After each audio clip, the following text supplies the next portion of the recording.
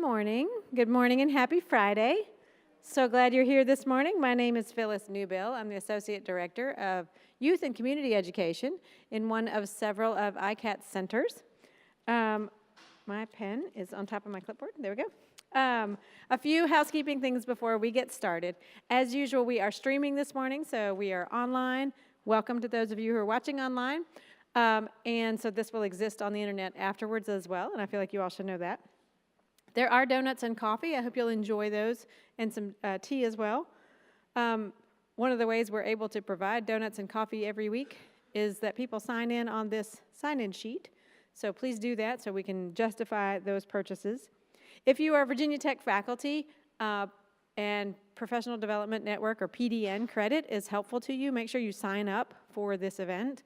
You can use the QR code on the bottom of the clipboard. And then make sure you check in with me, make eye contact at some point, and I will give you your 100% for that. When you have questions, just wait for me to get to you with the microphone.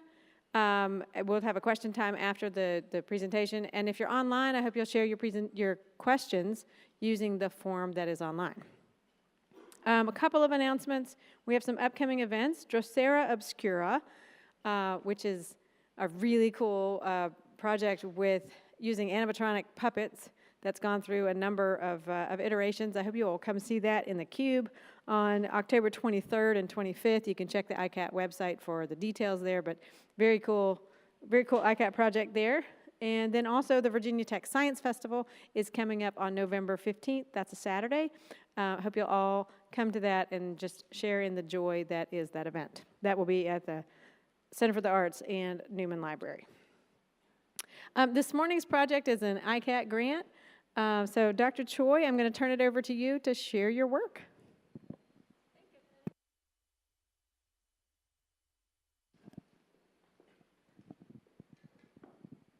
Okay, good morning, everyone. Thanks for joining our project presentation, ToySphere Reuse, Replicate, Reimagine.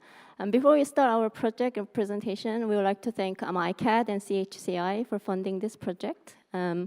I would like to introduce our team member and collaborators. So we have a very multidisciplinary team from 3 different departments. There's myself. My name is Yoon-Jung Choi.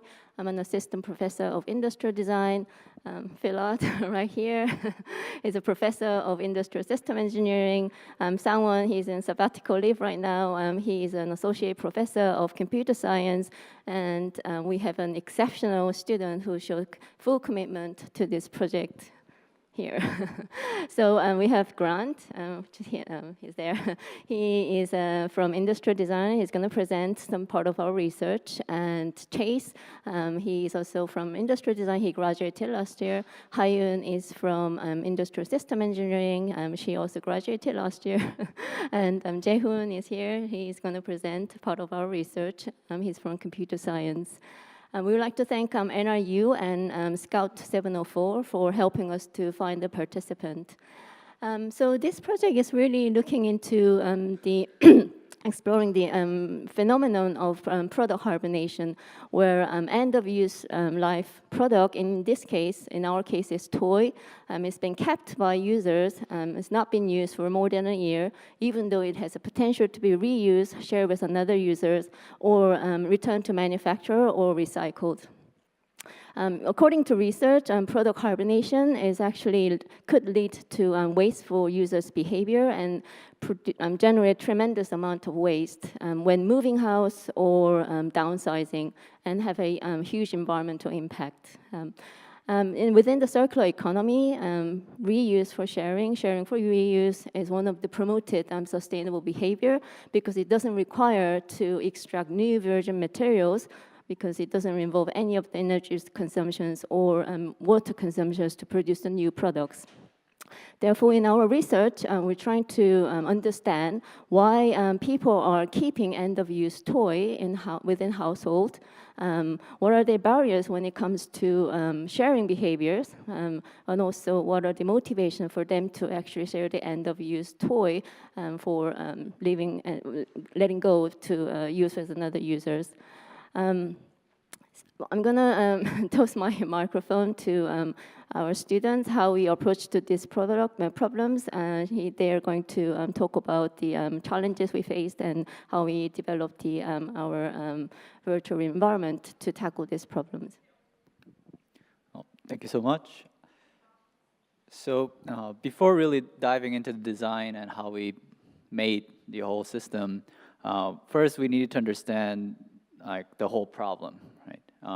So we conducted 10 contextual inquiries, going to these children's house and talking about toys that they used to love, used to play with, but have been neglected for years. And then we asked them like why that's the case, like why do you think that is the case, and whether these new system that we have explained will help with their kind of detachment of with the toy, and then hence leading to donation of the toy. And during the contextual inquiry session, we also scanned their toys. You can also see to your right, I'm scanning seems to be a Nintendo Wii game cartridge. And all these toys, they hold some, how should I put it, value, right? That they have, it's a memory that holds memories behind it. So for some reasons, you know, they are having a hard time really throwing away or donating it. And we were able to scan various toys, recorded them, and Grant here helped cleaning up all the mess that the scanner wasn't able to pick up. And you can see that there's a Buzz Lightyears, and then all these red structures are the markers that telling the scanner hands like where you're looking at, how, and then giving it the pattern. So yeah, we were able to gather at least 2 toys per participant. So hence over 20 and I think close to 30 toys that we have gathered and then scanned. We will talk more about it, but we built a virtual environment where you can kind of store these toys virtually, and creating this virtual digital replica of them. And after the contextual inquiry, we were able to break down the barriers and some of the motivation that these children and their parent showed regarding their toy hoarding behavior, or what would motivate them to donate these toys. And as you can kind of see, I think psychological barrier was one of the biggest thing. What was very interesting was during the contextual inquiries, we saw kind of this re-spark of interest where their attachment to the toy went down the toilet, but then as soon as they saw it, it's right there next to them. Now all of a sudden they have this really quick reattachment to the toys. But then again, later we found out the reattachment soon, disappeared. So it wasn't like the most easiest thing to try to convince these kids that like, hey, like, are you willing to donate these toys when they're, playing with it, again. But yeah. And also some of the interesting thing was like the societal issues where people just had a hard time finding a right place to donate. And another thing, this kind of entails the psychological barrier where they want to donate these toys to a right person because these toys holds a very sentimental values to it, and they want to donate the toy to those who would cherish them like they did. Then we came up with 7 different design strategies from the barrier and motivation that we have found previously. And the ToySphere specifically largely focus psychological and digital alternative motivation. Psychological, as it explains up there, it helps user to feel emotionally comfortable and letting go. How do we go about doing it? And we kind of said, like, why don't we create a digital alternative? Why can't we make archive of these toys where they can always go back and revisit it and play with it again, hence, focusing on the digital alternative aspect of it.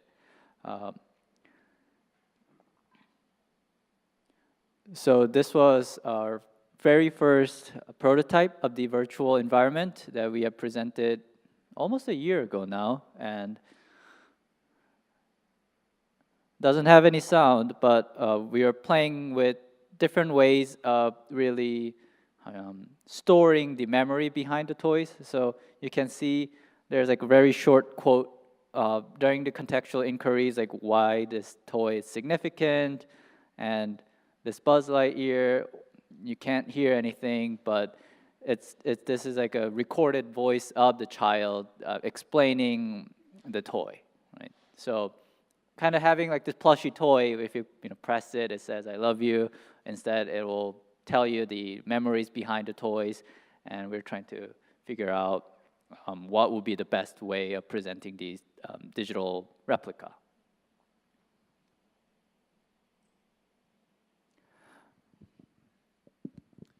So after we created the first basic prototype of the room, we did the science festival here at VT over at the Moss Arts Center. So we brought our 3D scanner there, we had some toys out, and we also brought the prototype of the room that you just saw on a screen, so we could gather some feedback about how kids would respond to the room we created.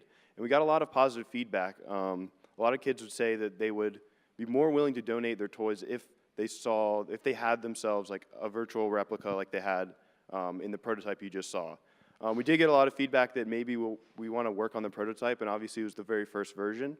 So they said maybe it looked a little creepy, some of the toys from what you just saw, so we wanted to create like a more warm and friendly and welcoming virtual environment based on that. But we got a lot of positive feedback, and kids really enjoyed doing the 3D scanning of the toys and seeing the toy that they just scanned show right up on the screen.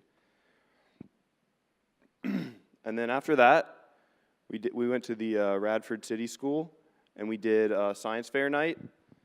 This was more of like a learning experience where we showed the kids how to use a 3D scanner. So we brought a bunch of toys again, kind of a similar thing, and we put it on the scanner. We let the kids actually use the scanner and scan the toy, and they were super interested to see, after scanning the toy, see it show up on the screen almost instantly and be able to have a full 3D model of the toy. So again, we got a lot of positive feedback from this experience.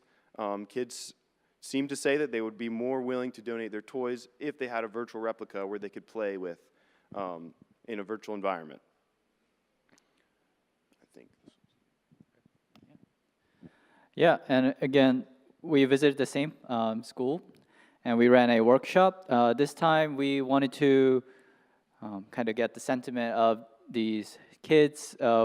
Then, what would be an effective way of really presenting your toys? Like, what do you want to do? Like, what are some of the functionality you want to see from these virtual environment? Like, how much of interactivity do you want? You know? And you can see from the bottom right, like, these kids are enjoying, I think it was nice cold lemonade, and writing down what are some of the features that they want to see from it. Some said like, oh, I want it to be like exactly same as the actual physical toy that I have. Or some had very kind of creative way of like, oh, I want to be able to combine these two toys and coming up with like different new toys. And we were able to find that these kids are very kind of interested in gamifying this whole system and wanted to have as much interactivity as possible, including sound. Maybe some even said texture as well. So yeah, so we were able to gather a lot of useful information and kind of drawing what should this system really look like in the end. So in the end, we decided to go with a system that had a common space that you could have all the toys displayed in a common area, as well as individual rooms, so each child could have their own space to have their toys displayed that were just their toys and not everyone else's. So on the top and on the sides, you can see our initial concepts for the individual rooms. We wanted to have like a more bright and friendly environment that's like welcoming, where your kids could store their toys and interact with them in their own space. And then in the bottom, right here, you can see that's like our initial prototype for the common room. We have some toys kind of lined up along the way. And the idea is you could go up to the toys, and you click on the toys, you could pick it up, or it would play a story, memory of the toy from the contextual inquiry. So these were the initial prototypes. And then beyond that, we wanted to have a bigger environment that is more themed to the specific toys. So for okay, hold on. So we want to have this specific environment themed to the toys, which would be like, for example, we got a lot of dino toys, we got a lot of fantasy toys, and space-themed toys. So we created a storyboard of how this would work in our exhibition.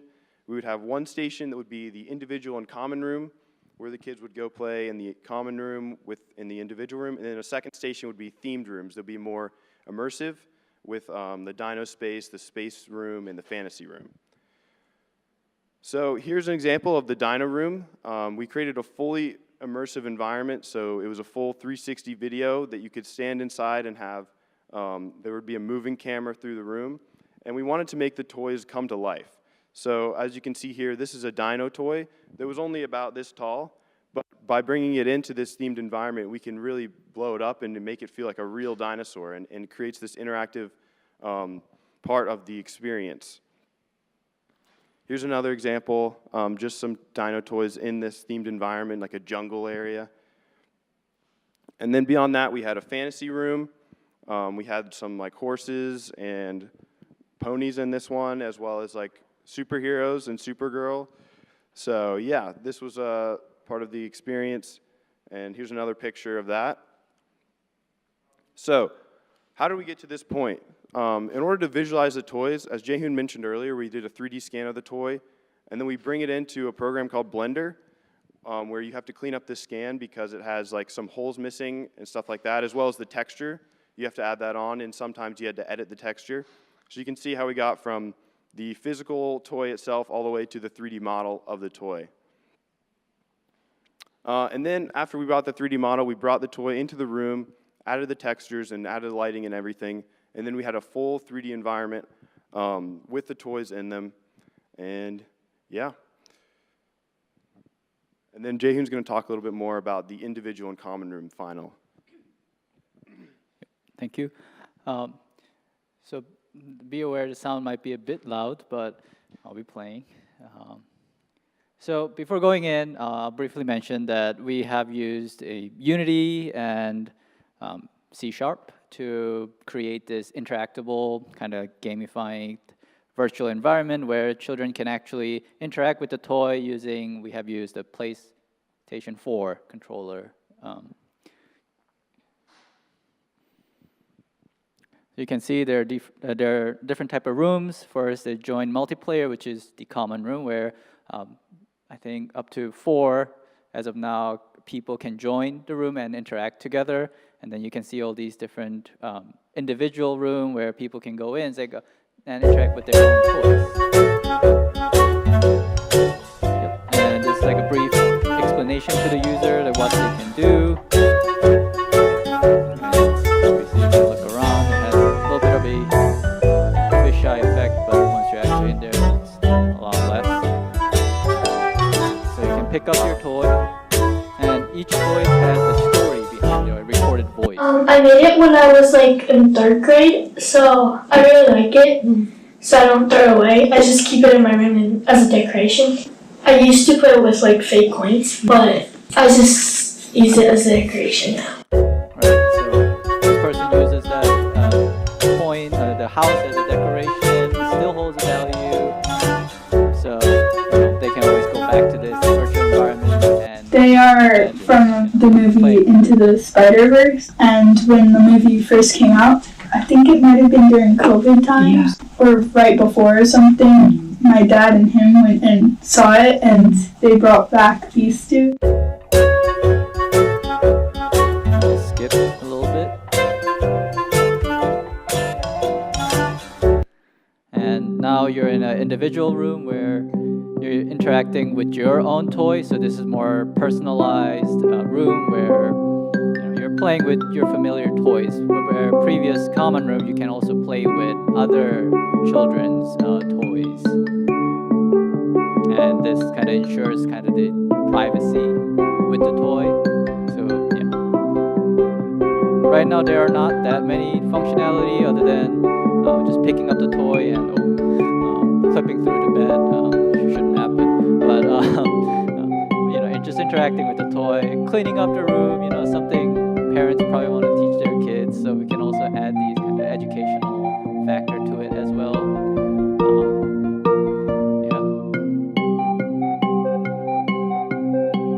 So, and again, even though Grant and I, worked very hard, and Grant worked very hard, tried to make this 3D scan very believable, but we were able to point out like some of the like kind of rough in shapes with the currently available scanner that we could afford. Turns out they're quite expensive.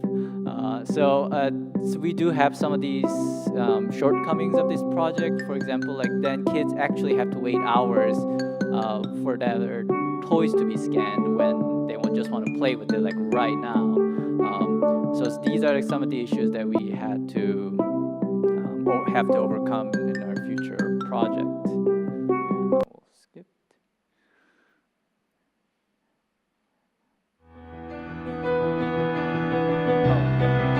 So briefly, we ran an exhibition at the Cube, and then this is kind of like the promotional video for that as well. And we had about 50 to 60 children came in, gave their thoughts about the system, and actually 97 to 93% of the children said like, oh yeah, if I have this system, I am willing to donate my toys. We haven't followed through whether they actually have donated their toys after experiencing this, but at least we kind of got the general sentiment of like, oh, okay, if we have these kind of a system, it might support children to let go of their toy, donate their toys.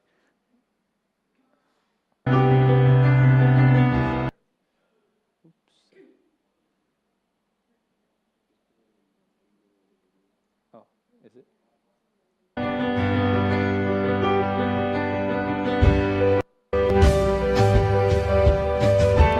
See, interacting with the individual room. You got it. I believe in you. Okay, now like ramp that one. And also immersive experience. So it automatically like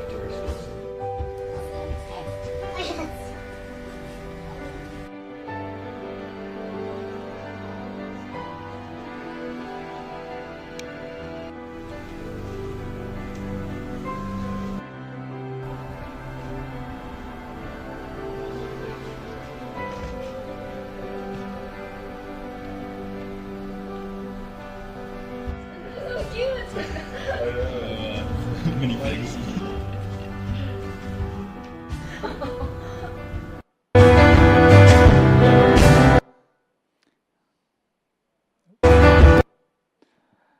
And we have a similar exhibition that's happening at the Torpedo Factory.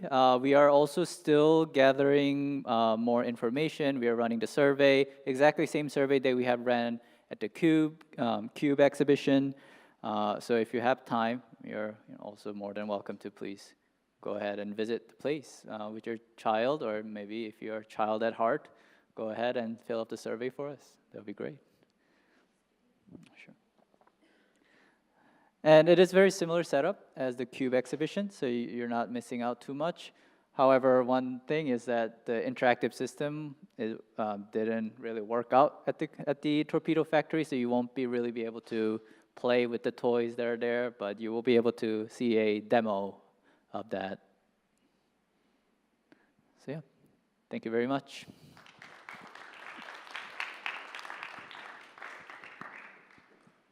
Thanks so much for sharing your work with us. What questions do we have in the room and online? Thanks. This was really, really interesting. I really enjoyed it. One of the things that we talk about in material culture studies with digitization projects is the inherent instability and ephemerality of digital records. Formats change, hardware becomes obsolete. I'm wondering if you have any thoughts about like moving beyond this prototyping, which is really exciting, like how does this last 50 years or more, or is it not intended to? Yeah, actually that's a great point. The early prototype that you saw was made using what's called A-frame, and then also it is hosted on a glitch, what's called glitch. It's an open source project, and that actually got shut down. So all the how should I put it? Some of the colors or like some of the assets that I have uploaded there are gone. So that's a great point. But hopefully, since the interactive system and then the immersive room that Grant created here are using Unity and then Blender, which are pretty much an industry standard that hopefully will last more than 2 years, I'm assuming, if they, yeah. So, but you're correct. We would need to go back and update the system every once in a while for, really a usable, working, full, product at the end. So yeah, I'm not sure if that fully answered your question, but yeah. We have one that came in online in advance, actually. So thanks, Brian, for sending this in. Could this be used to explain items in an organization's inventory or storage to share why it was saved rather than discarded? Thanks for the question. I'll say definitely yes. It helps people to know what they own, having those kind of archive. At the moment, a lot of people doesn't know what they own. That's actually one of the problems that supporting them to really hoarding their products within their household. So archiving what they have might be a great idea to notice and help them to organize their belongings. But then obviously there should be problems arising, which is that needs to be scanned and like digitally archive, meaning that all the product needs to be have some sort of like a barcode or QR code that needs to be more tracked or recorded. So it might have a privacy issues, or some people might have safety-related issues, etc. So I think there's a lot of things to consider, but then it will be definitely helpful to people to know about what they're owning, and it's actually leading, that could lead into like, solving the environmental problem itself. But then I think the most important thing is people should know why they are archiving it. So if they doesn't change their behavior just by archiving all the product itself, and I don't know if that has a meaning to it. So if they have a meaning, that reason why they want to know what they own, and then definitely there has a potential to contribute some kind of environmental issues what we're facing right now. I hope that answered to your question. I don't know. They're online, so. Online, right. What other questions do we have?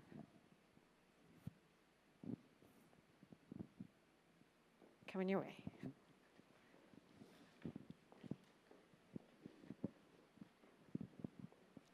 Oh, thank you. Oh, you hold it. I talk. Great. So, great presentation. Thanks. You've scanned, or these, who did the scanning? I did. You did the scanning? Yeah. Did you ever, at any point, have the kids do the scanning? No, we haven't, because it did require quite a bit of patience and some kind of workarounds a lot of times, because some of these toys had various materials. For example, if it is very clear or very reflective, the scanner tend to struggle a lot. And depending on the child's toy, it would take like almost close to an hour in worst case. So it wasn't quite, we weren't able to let the child do it. It would have taken too long of a time. Cool. My bigger question is about memory and what happens after. So when you view this in the virtual environment and like a public forum, how do you reconcile the lack of connection between the personal object and like the spectator? It's not my Buzz Lightyear. Is it everyone's Buzz Lightyear? These kinds of questions. I just want you to expand on that. Oh, it's okay. I don't need teeth. Yeah, could you expand on the role of memory after once this is in an exhibition context? Right. I don't know. So if I understood it correctly, like how do you make these products that are there in a public forum personalizable? Like even though it's not your toy, like how do you make a connection with the toy? Am I understanding this correctly? So I don't know if it's so much about connection, but again, those aren't my toys. I have no connection to them. I'm looking at them. Why do I care? Why do I care? Yeah, that's a great point. You may not need to care about it, and this is my idea that I had also, is that, so at the end of the day, we want these toys to be used in a way, right? We want them to donate it, right? Or maybe you can share it with somebody else, to reuse it. And maybe this platform can be used as a kind of sharing platform where it's like, hey, I have this toy that I don't play with, like somebody else wants to play it virtually first, that maybe you can actually take this toy off of my hand and, play with it. So hence, helping this reusability aspect of it as well. So the toys that we scanned is actually end-of-life toys only. So if kids have the really strong memories or personal attachment, it doesn't really classify within our category. So we kind of discarded those group of toys itself, but the toys only that's been left within their storage haven't used it for a long time, and sometimes they don't know what to do with. Sometimes they believe that they has got their own personality to it, so they don't want to let them to be leave alone somewhere else. And sometimes kids feel like really guilty to let them go. So, but then still they don't have that much high attachment to the toys itself. So we kind of like classified and categorized the group of toys first, and then we only really focus on the middle and low attachment group toys. They do have some memories, but it's not really strong enough to hold on to it. So if they have a strong memory and they really wanted to keep it, I think keeping their own toy is really better than actually sharing with another different user. So we had a little like challenges to categorize which group of toy we should really focus on. But that's really relevant question. Yeah, thank you.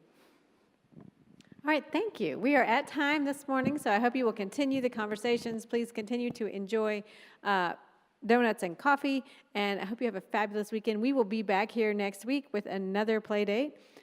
No, it's not. It's fall break next week. It's fall break next week. We will not be here next week, but we'll be here the week after that with more coffee and donuts then. I hope you all have a great fall break and also a great weekend. Thanks.